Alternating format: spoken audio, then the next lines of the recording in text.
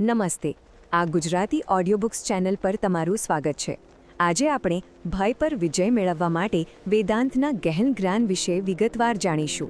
Video પસંદ આવે તો ચેનલને સબસ્ક્રાઇબ કરી બેલ આઇકોન દબાવવાનું ભૂલશો નહીં.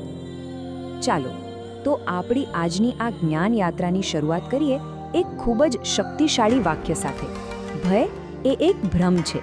તે મન દ્વારા બનાવેલો સૌથી શક્તિશાળી ભ્રમ છે. જરા વિચારો આના પર. વેદાંત આપણને એ જ શીખવે છે કે ભય, જેને આપણે આટલો સાચો માનીએ છીએ, એ વાસ્તવમાં બહાર ક્યાંય છે જ નહીં. એ તો આપણા પોતાના મનની જ એક ઉપજ છે. છતાં પણ ઘણીવાર એવું નથી લાગતું કે આ ભ્રમ હકીકત કરતાં પણ વધારે તાકાતવર છે? આજે આપણે બસ આ જ ભ્રમના છેક મૂળ સુધી જઈશું અને એને જડમૂળથી ઉખાડી નાખવાનો રસ્તો શોધીશું. તો પ્રકરણ 1, ભયનું બંધન. આપણામાંથી મોટા ભાગના લોકો શું માને છે ખબર છે? કે આપણે આપણી પરિસ્થિતિઓના ગુલામ છે. આપણે એવું વિચારીએ છીએ કે પૈસા નથી એટલે અટવાયેલા છે, કે સમય નથી, કે સારી તક નથી મળતી, કે પછી સાચા લોકો સાથે સંપર્ક નથી. આપણે આપણી જાતને આવી જાતની વાર્તાઓ કહેતા રહીએ છીએ. પણ સાચું કહું, અસલી સત્ય આનાથી સાવ અલગ છે. ચાલો આ પ્રકરણમાં આપણે સમજીએ કે આપણું સાચું બંધન શું છે અને એ આવે છે ક્યાંથી. આ જુઓ, આ એવા ડર છે જે આપણને બધાને ક્યાંક ને ક્યાંક રોકી રાખે છે, ખરું ને? જેમ કે નિષ્ફળતાનો ડર. કંઈક નવું શરૂ કરવું હોય પણ મનમાં થાય કે જો હું ફેલ ગયો તો. પછી આવે છે લોકો શું કહેશે એનો ડર. આપણે આપણા કેટલાય સપનાઓ તો બસ આ જ વિચારીને દાબી દઈએ છીએ. અને નવાઈની વાત તો એ છે કે અમુક લોકોને તો સફળ થવાનો પણ ડર હોય છે. હા, કારણ કે સફળતા સાથે જે જવાબદારીઓ આવે છે એનાથી ગભરામણ થાય. પણ જો આપણે આ બધા ડરના મૂળમાં જઈએ ને, તો ત્યાં એક જ મહાભય બેઠો છે, મૃત્યુનો ભય. આપણી આ હુંવાળી જે ઓળખ છે ને, એની સાથે આ ભય ખૂબ જ ઊંડાણથી જોડાયેલો છે. તો આ બધાનો સાર શું નીકળ્યો? મુખ્ય મુદ્દો એ છે કે આપણને દુનિયાએ નથી બાંધ્યા કે નથી કોઈ પરિસ્થિતિએ બાંધ્યા. આપણને બાંધી રાખ્યા છે આપણી અંદર જ રહેલી એક ખૂબ જ સૂક્ષ્મ પણ અત્યંત શક્તિશાળી શક્તિએ. અને એ શક્તિનું નામ છે ભય. આ એક એવું અદૃશ્ય બંધન છે, એક એવી જેલ છે જે આપણને આપણી પૂરેપૂરી ક્ષમતા સુધી પહોંચવા જ નથી દેતી. એટલે જ્યાં સુધી આપણે આ અંદરના બંધનને નહીં તોડીએ, ત્યાં સુધી બહાર ગમે તેટલા ફેરફાર કરી લઈએ, સાચી આઝાદીનો અનુભવ ક્યારેય નહીં કરી શકીએ. ચાલો હવે આપણે આગળ વધીએ અને વેદાંતના ચશ્મા પહેરીને ભયના અસલી સ્વરૂપને સમજવાનો પ્રયત્ન કરીએ. વેદાંત એક બહુ સુંદર વાત કહે છે. એ કહે છે કે ભય કોઈ નક્કર વસ્તુ નથી. જેમ કે અંધારું કોઈ વસ્તુ નથી. અંધારું શું છે? ફક્ત પ્રકાશની ગેરહાજરી. તમે કોઈ રૂમમાંથી અંધારાને ડોલ ભરીને બહાર નથી કાઢી શકતા, ખરું ને? પણ હા, તમે એક નાનો દીવો જરૂર પ્રગટાવી શકો છો. બસ એવી જ રીતે ભય એ બીજું કાંઈ નહીં પણ સાચા જ્ઞાન અને સમજણના અભાવનું જ પરિણામ છે. આ સમજવા માટે વેદાંતના સૌથી પાયાના સિદ્ધાંતને સમજવો પડશે. વેદાંત કહે છે કે આ સૃષ્ટિમાં જે કંઈ પણ છે, દરેક વસ્તુ એના મૂળ સ્વરૂપમાં શુદ્ધ ચૈતન્ય છે. હું, તમે, આ પૃથ્વી, આ બ્રહ્માંડ, બધું જ. આપણે મૂળભૂત રીતે આ શરીર કે મન નથી, પણ એ શુદ્ધ ચૈતન્ય જ છીએ. અને આ ચૈતન્ય કેવું છે? એ પ્રકાશ જેવું છે, જેનો કોઈ જન્મ નથી, કોઈ મૃત્યુ નથી. એ શાશ્વત છે, અવિનાશી છે અને એનું સ્વરૂપ જ શુદ્ધ આનંદ છે. હવે અહીં એક ખૂબ જ તાર્કિક અને મહત્વનો સવાલ ઊભો થાય છે. જો આપણું સાચું સ્વરૂપ જ આનંદ અને પ્રકાશ છે, તો પછી આ ભય, આ દુઃખ, આ ચિંતા, આ બધું આવે છે ક્યાંથી? આ જ ગૂંચવણ છે. એ જ કોયડો છે જેને ઉકેલવા માટે સદીઓથી મોટા મોટા ઋષિમુનિઓ અને ફિલોસોફરોએ પ્રયત્ન કર્યો છે. આ સવાલનો જવાબ જ આપણને ભયના છેક મૂળ સુધી લઈ જશે. અને એને સમજવા માટે વેદાંત આપણને એક ખૂબ જ સરળ પણ ગહન રૂપક આપે છે. ભય જેવી અમૂર્ત વસ્તુઓને સમજવા માટે વેદાંત એક અદ્ભુત રૂપકનો ઉપયોગ કરે છે. પ્રકાશ, એક પદાર્થ અને એનો પડછાયો. આ એક એવું રૂપક છે જે ભયની ઉત્પત્તિ, એના સ્વભાવ અને એના અંત બધું જ સ્પષ્ટ કરી દેશે. ચાલો તો હવે આપણે આ ત્રીજા પ્રકરણમાં આ અદ્ભુત રૂપકને ઊંડાણપૂર્વક સમજીએ અને ભયના આખા રહસ્ય પરથી પડદો ઉઠાવીએ. તો સૌથી પહેલા કલ્પના કરો કે ચારે બાજુ, ઉપર નીચે, બધે જ અનંત, અસીમ પ્રકાશ ફેલાયેલો છે. આ સમગ્ર સફેદ પૃષ્ઠભૂમિ જે દેખાય છે એ બીજું કંઈ નહીં પણ એ જ ચૈતન્ય, એ જ પ્રકાશનું પ્રતીક છે. આ એ શાશ્વત હકીકત છે જે હંમેશા હતી, હંમેશા છે અને હંમેશા રહેશે. આ જ આપણું સાચું મૂળભૂત સ્વરૂપ છે. હવે આ અનંત પ્રકાશની વચ્ચે એક પદાર્થ આવી જાય છે. આ પદાર્થ શું છે? આ પદાર્થ છે આપણો અહંકાર, આપણી હુંની ભાવના, એ માન્યતા કે હું આ દુનિયાથી અલગ એક વ્યક્તિ છું. હું એટલે આ શરીર, હું એટલે મારા વિચારો. બસ આ જે નાની સીમિત ઓળખ આપણે બનાવી લીધી છે, એ જે પદાર્થ છે જે અનંત પ્રકાશની વચ્ચે ઊભો છે. અને હવે વિચારો, જ્યારે પ્રકાશની સામે કોઈ વસ્તુ આવી જાય તો શું થાય? સ્વાભાવિક છે, એનો પડછાયો પડે. હવે મને કહો, આ પડછાયું શું છે? શું એ કોઈ સાચી વસ્તુ છે જેને આપણે પકડી શકીએ? ના, બિલકુલ નહીં. પડછાયો તો બીજું કંઈ નથી, ફક્ત પ્રકાશની ગેરહાજરી છે. અને બસ આ પડછાયો જ તો ભય છે. એ અહંકારનું સીધું પરિણામ છે.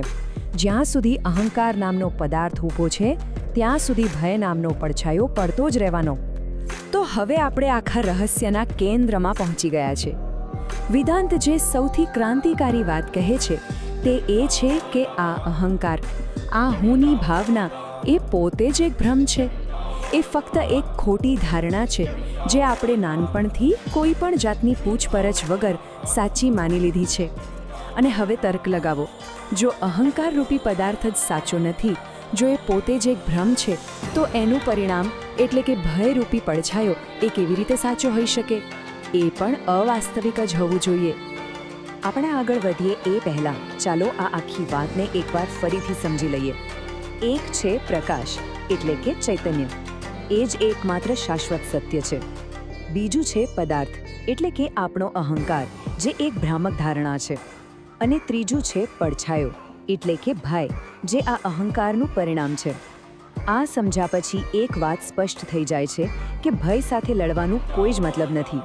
તમે પડછાયા સાથે કેવી રીતે લડી શકો? ઉપાય એક જ છે, એ અજ્ઞાનને દૂર કરવું જેના કારણે આ અહંકાર ટકી રહ્યો છે. આ જ છે પરમ ઉકેલ, આ જ છે ભયમુક્તિનું રહસ્ય. ભયને દૂર કરવાનો રસ્તો પડછાયા સાથે કુસ્તી કરવાનો નથી, પણ એ પદાર્થને જ ઓગાળી દેવાનો છે જે આ પડછાયો પાડી રહ્યો છે. જે ક્ષણે અહંકારરૂપી પદાર્થ જ્ઞાનના પ્રકાશમાં ઓગળી જાય છે, બસ એ જ ક્ષણે ભયરૂપી પડછાયો આપોઆપ કુદરતી રીતે ગાયબ થઈ જાય છે. એના માટે બીજું કંઈ જ કરવાની જરૂર નથી. બરાબર છે, આપણે સિદ્ધાંત તો સમજી લીધો, પણ હવે વ્યવહારુ પ્રશ્ન એ આવે છે કે આ અહંકારને ઓગાળવો કેવી રીતે? આ પદાર્થને વિલીન કેવી રીતે કરવો? ભયમાંથી આઝાદી મેળવવા માટે રોજિંદા જીવનમાં કરવું શું? તો આના માટે વેદાંત આપણને બે ખૂબ જ સુંદર અને શક્તિશાળી માર્ગો બતાવે છે. કોઈ પણ વ્યક્તિ પોતાના સ્વભાવ પ્રમાણે આમાંથી કોઈ એક માર્ગ પસંદ કરી શકે છે.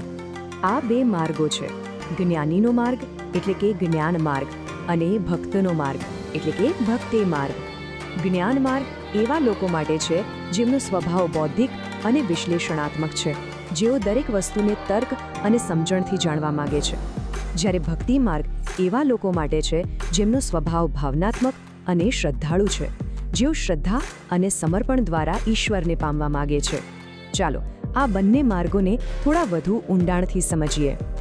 જે જ્ઞાન માર્ગ પર ચાલે છે એ સાધક સતત પોતાની જાતને પ્રશ્ન પૂછે છે, હું કોણ છું? તે શાસ્ત્રોનો અભ્યાસ કરે છે, વાસ્તવિકતાના સ્વરૂપને સમજે છે.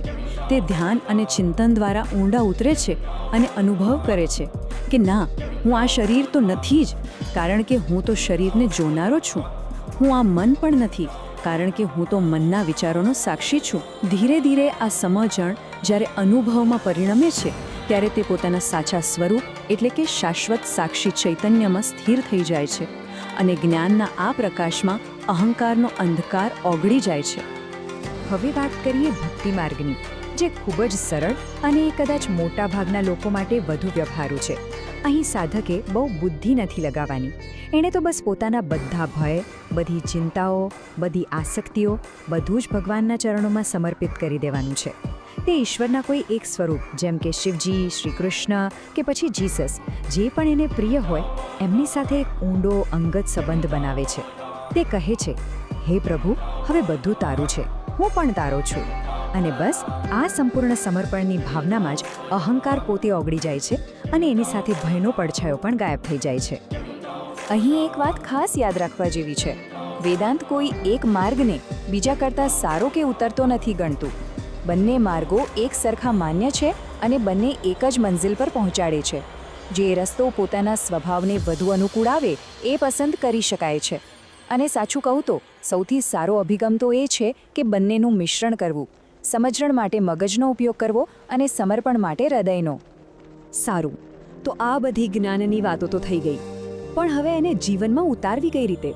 આ જ્ઞાનને રોજના જીવનનો હિસ્સો કેવી રીતે બનાવવો? કારણ કે સાચું પરિવર્તન ફક્ત વાતો સાંભળવાથી નહીં, પણ અભ્યાસ કરવાથી આવે છે. તો ચાલો હવે આપણે એક એવા સરળ દૈનિક અભ્યાસ વિશે વાત કરીએ જેને કોઈ પણ વ્યક્તિ પોતાના જીવનમાં સરળતાથી અપનાવી શકે છે. આજથી જ એક સંકલ્પ લઈએ, પોતાના માટે, પોતાના આત્મા માટે દરરોજ ફક્ત 10 થી 15 મિનિટનો સમય કાઢીએ. જો જ્ઞાન માર્ગ પસંદ કર્યો હોય તો આ સમયમાં કોઈ શાંત જગ્યાએ બેસીને ધ્યાન કરીએ અને હું કોણ છું આ પ્રશ્ન પર મનન કરીએ. અને જો ભક્તિ માર્ગ પસંદ કર્યો હોય તો પોતાના ઇષ્ટદેવની મૂર્તિ કે છબી સામે બેસીને એમની સાથે દિલથી વાત કરીએ. આપણા બધા ડર, બધી ચિંતાઓ એમને સોંપી દઈએ. તમે જોશો કે આ નિયમિત અભ્યાસથી ધીરે ધીરે ભય ઓગળવા લાગશે અને શાંતિનો અનુભવ થશે. આ વિશ્લેષણના અંતે હું એક સવાલ સાથે આપ સૌને છોડી જવા માંગુ છું. જરા શાંતિથી ઊંડાણપૂર્વક વિચારજો કે જો, માત્ર જો, નિષ્ફળતાનો ડર, ટીકાનો ડર, લોકો શું કહેશે એનો ડર, આ બધા ભયનો પડછાયો જીવનમાંથી હંમેશ માટે દૂર થઈ જાય તો જીવન કેવું હશે? આપણે શું બની શકીએ? આપણે શું પ્રાપ્ત કરી શકીએ? કારણ કે યાદ રાખજો, ભયમુક્ત જીવન એ જ અમર્યાદિત શક્યતાઓથી ભરેલું જીવન છે. આ ભય પર વિજય મેળવવાની આધ્યાત્મિક યાત્રા અહીં પૂરી થઈ. વધુ એવા જ્ઞાનથી ભરપૂર વિડીયોઝ માટે સબસ્ક્રાઇબ કરો અને કોમેન્ટમાં જણાવો તમને આગલો ટોપિક શું જોઈએ. જય હિન્દ, જય ગુજરાત.